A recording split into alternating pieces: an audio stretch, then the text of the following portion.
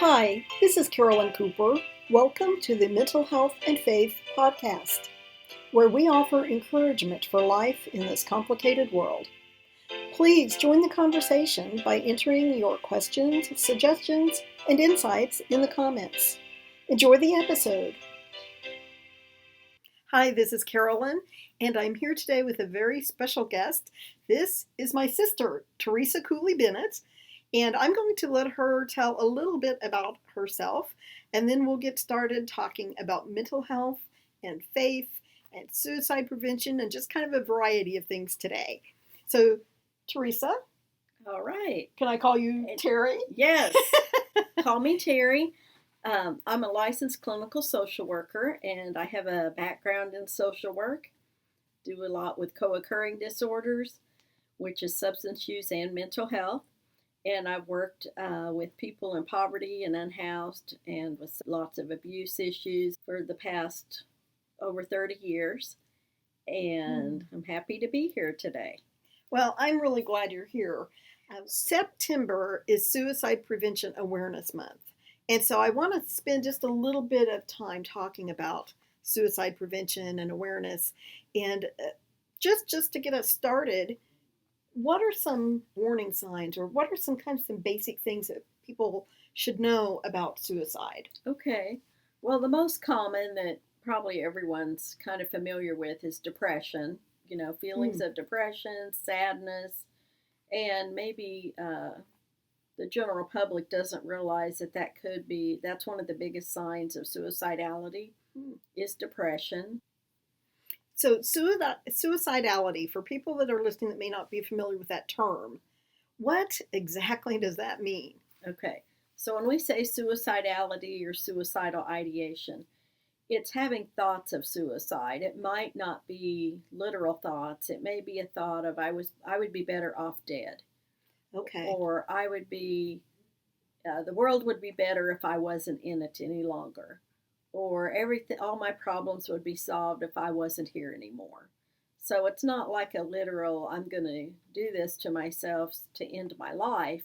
It could be vague. And there's some suicide warning signs, like if they're talking about death, increased substance use, like if someone hasn't been drinking and now all of a sudden they're drinking more and more, or they're using drugs and alcohol. Maybe they had even stopped for a while, but now they've upped their increase of it.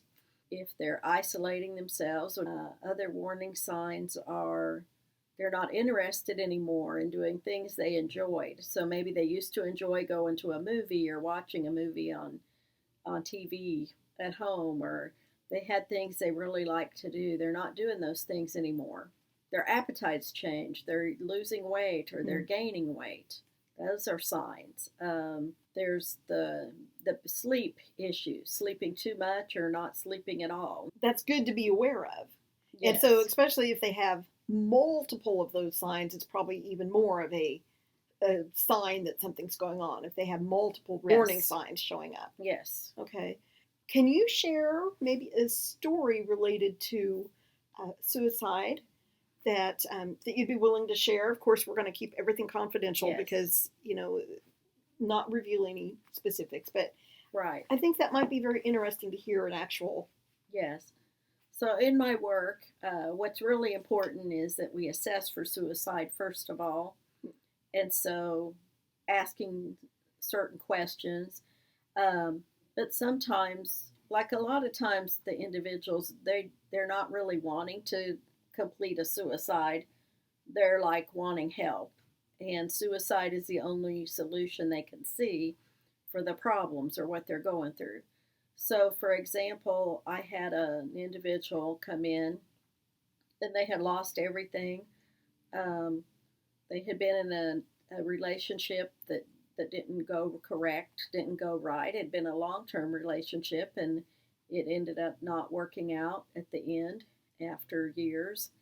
And then the individual ended up getting evicted from their home because they didn't know the partner wasn't keeping up on the rent, and it kind of seemed like the partner was planning to get out of the relationship to begin with, but didn't tell the other partner. and then they ended up losing their home, their car, their job, and everything was lost. And so the individual was like feeling hopeless and never been in this situation before. And so the thought was, maybe I need to just complete suicide or end it because I don't know what to do and never been in this situation before.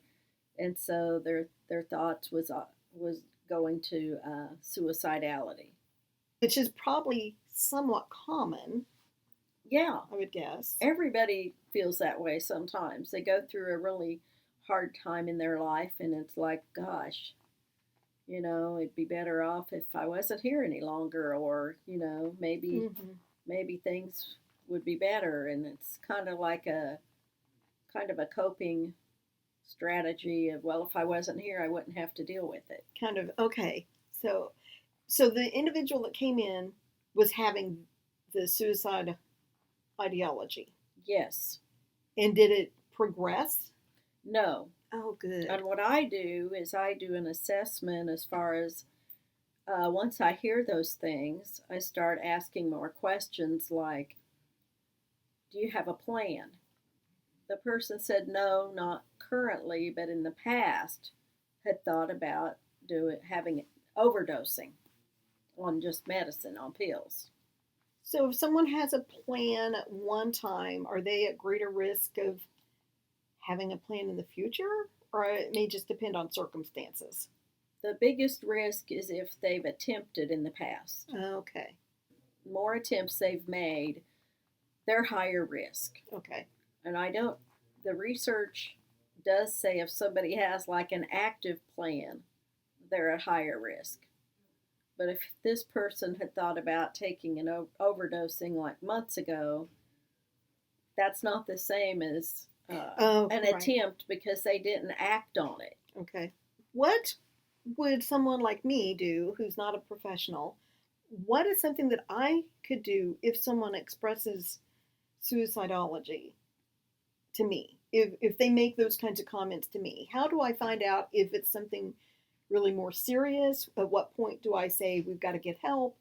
How would I approach that? How I would approach it would be say, I just want to make sure you're okay.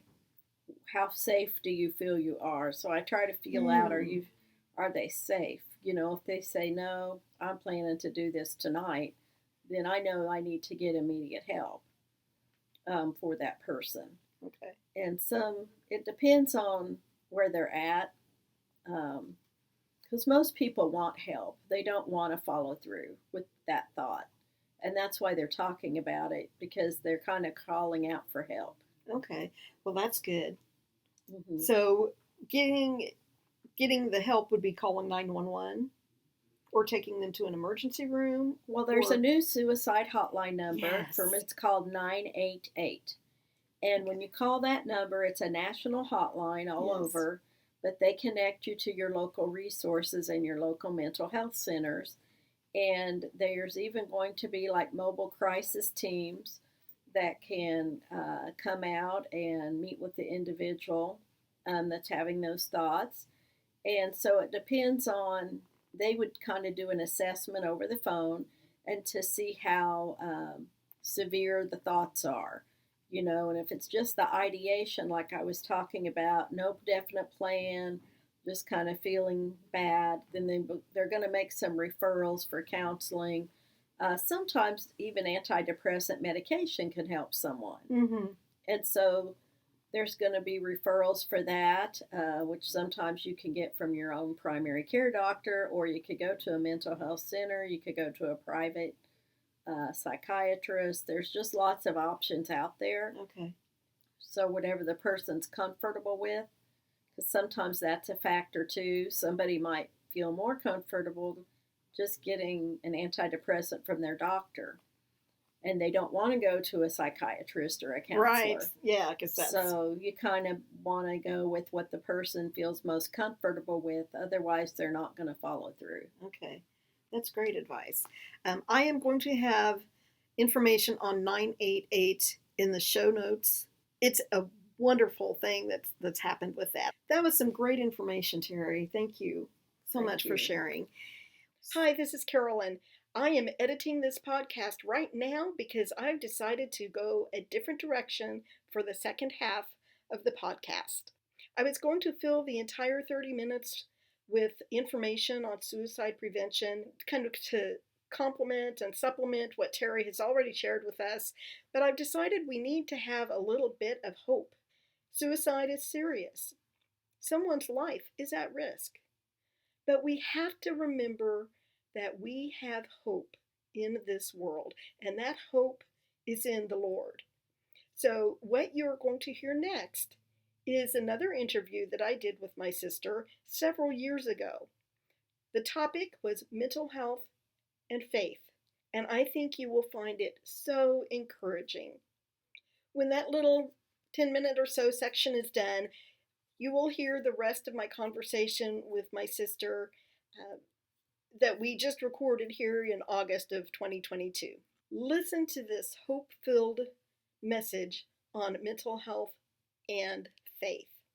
Can you talk a little bit about how you feel the connection between mental health and faith is so important in the healing process? Yes, I see a big difference or when there's faith involved. And I worked in some faith-based agencies as well as having my own business doing Christian counseling. And what I observed is my clients who had faith in their life were more successful. They were more apt to recover and to lead more productive lives. They had someone that was there for them 24/7 that they could call on, which was God and Jesus, and they could pray and rely on Him to give them the strength to get through. Unfortunately, sometimes in the church, I've heard the comment that, well, if you just pray more or if you just do Bible study more, that's going to take care of everything and you shouldn't have these mental health issues. What do you think about that? I've heard that a lot as well, but I believe that there is a time for medication. I believe that God gave us doctors. If I'm going to go take medication for diabetes or high blood pressure or some other sickness that I have, then what's the difference in taking medication for a mental health issue, such as depression or bipolar disorder or schizophrenia? Because to me, it's an illness just like the physical illness. I have bipolar disorder, and I have had plenty of times where I was tempted to stop taking that medication because I was feeling better. I have my faith. I think I can do this without it, and I've been wrong every time. And my husband makes sure that I never do that again. And if you think of people with those physical illnesses that have to be on their medication the rest of their lives, they usually don't question it. They just go, they just do it because they know they don't want to suffer a stroke or be in a diabetic coma. So they continue to take their medicine faithfully and regularly. Can you share some very specific things that you've done as a Christian counselor that has helped your clients? As a Christian counselor, one thing that I loved to do was pray with my clients. I even was interviewed by my college I was going to at the time to get my master's degree about how prayer could work as an intervention. At a secular college? Yes, Wow. it's a secular university, but they had a course called Spirituality and Social Work, and they were very interested in the role of spirituality, and they really enjoyed hearing about how prayer could be used as an intervention. That's fantastic.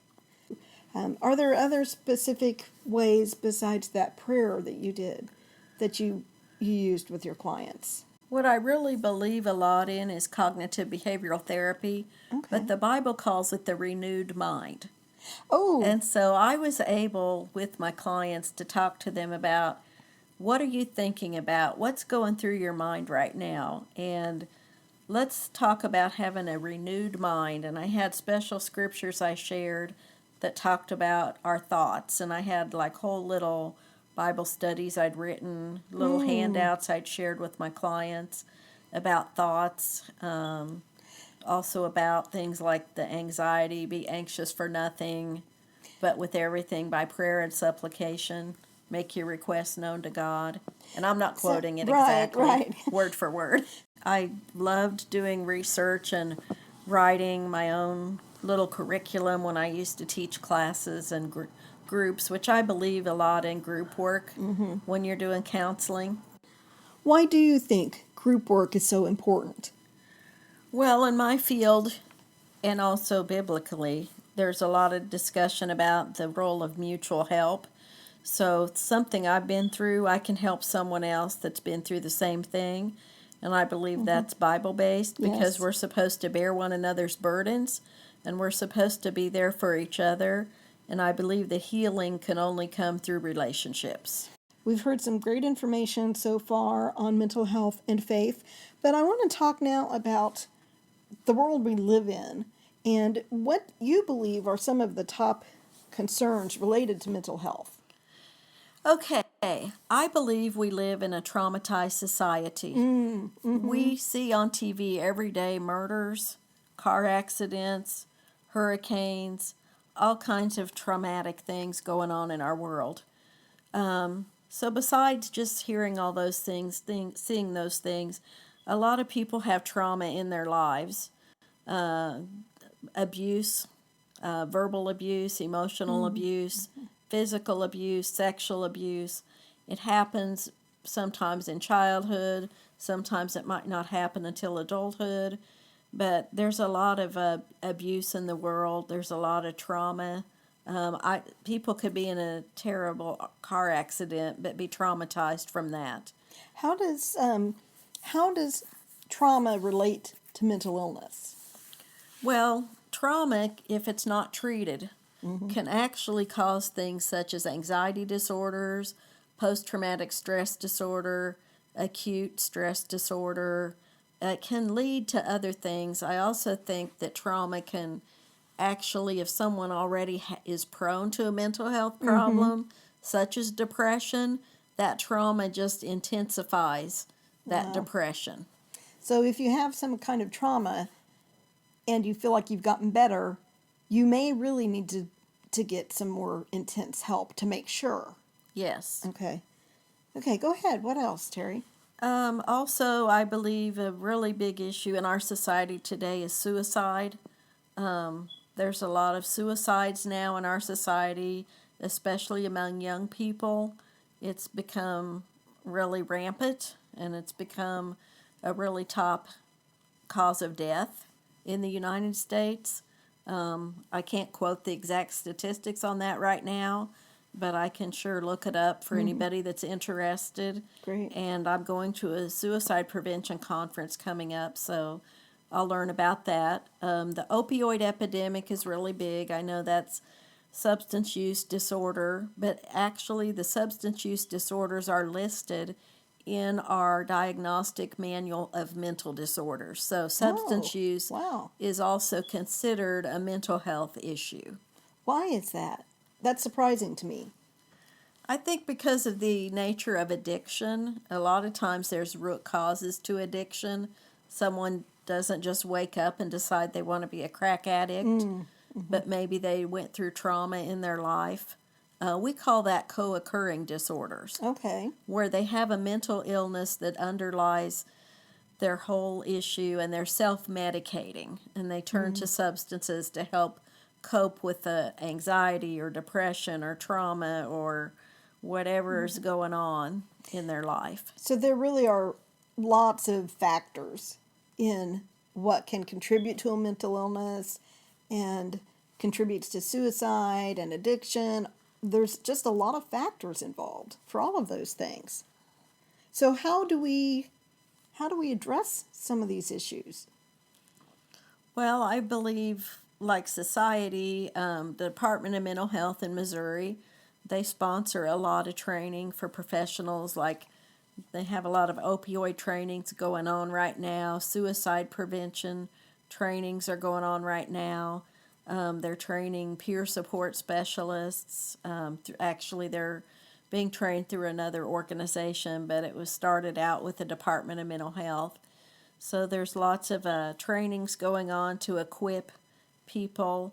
I believe support groups in churches are just an awesome opportunity for people to go and get help. Yes, we are. I totally agree, and it's sometimes hard to find a support group in a church specifically for mental illness. I know there are lots of different kinds, grief and divorce support and things like that, but we actually, in God's Corner Ministry, is actually starting a mental health support group. We will have an opportunity to really explore how our faith can help us deal with mental illness. I think the support groups are just a wonderful opportunity. What I also like is that support groups in churches kind of combat the stigma.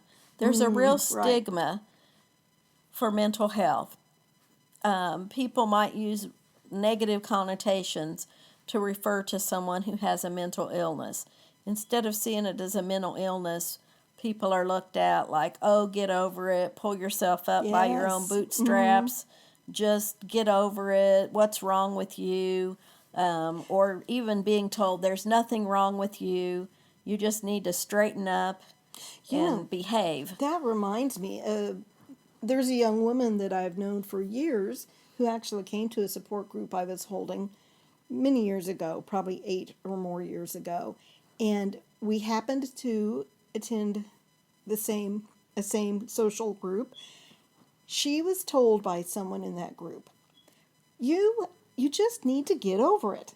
And unfortunately, this person went on to say, look at Carolyn, that's me. Look at Carolyn. She's overcome so much and she's doing so well, and why aren't you? And I was devastated when I heard that he had said that to her, because everyone has their own recovery journey. Would you agree with that? I totally agree. Everybody's different, everybody recovers.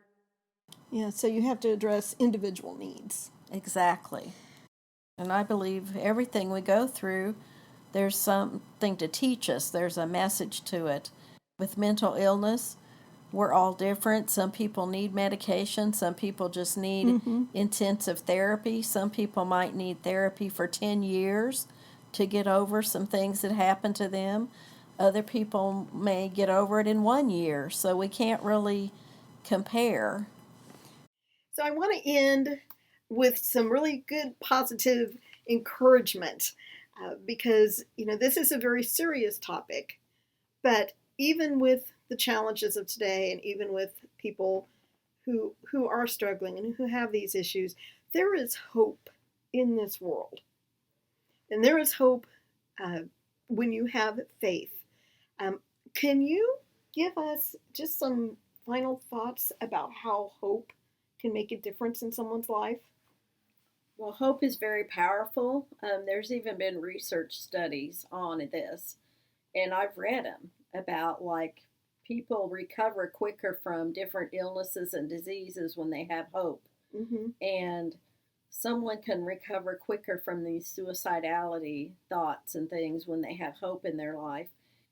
So, in the case when I met with this individual that I was sharing about earlier that was experiencing the suicidal thoughts and the ideation, what gave this individual hope was thinking about their relatives, thinking about their aunt, their grandchildren, their children, and all the people in their life that they loved.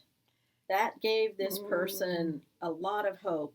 And the person told me because of those people in that person's life that was the hope that was needed to not go through with a suicide attempt. You know what? You're right. That is powerful. Mm-hmm. That is powerful. So that would probably be one of the number one things to do if someone is expressing those things to you, is pull them back to thinking about why. Well, I've heard it say this way. Why do you get up in the morning? Yes. What do you have in your life that makes you look forward to getting up? Mm-hmm. The people and the things you do, Right. and things like that. And, sometimes honestly they'll say nothing.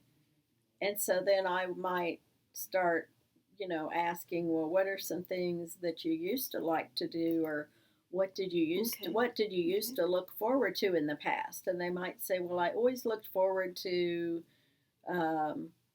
doing this artwork, or I used to look forward to talking to my children, or I used to look forward to uh, going out with a friend, and so then I will start encouraging, well, why can't, is it possible that you could do that again? Okay. And sometimes I've had individuals decide they were going to reunite with a family member they hadn't seen for Mm, years. that's great.